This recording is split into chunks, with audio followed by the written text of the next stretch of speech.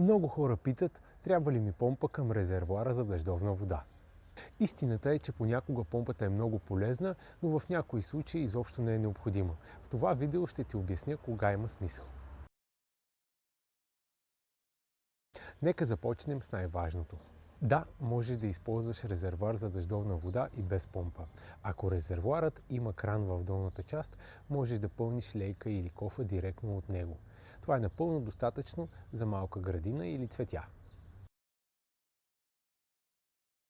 Помпата има смисъл, когато ти трябва налягане. Например, ако искаш да поливаш с маркуч, ако имаш капково напояване, ако искаш по-силен дебит или ако резервоарът се намира по-далеч от мястото за поливане.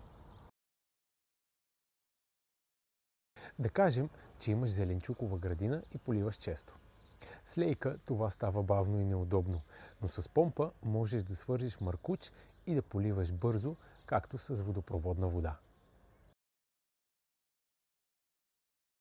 Най-често се използват потопяеми помпи, които се поставят вътре в резервоара, или външни помпи, когато системата е по-голяма.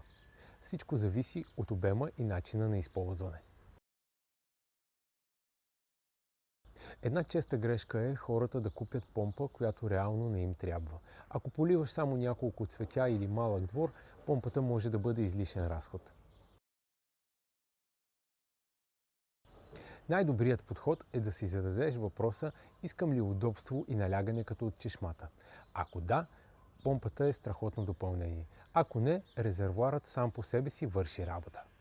Ако не си сигурен дали ти трябва помпа и какъв вариант е подходящ за твоя двор, можеш да се свържеш с нас. Ще ти помогнем да вземеш правилното решение. balkanenergy.bg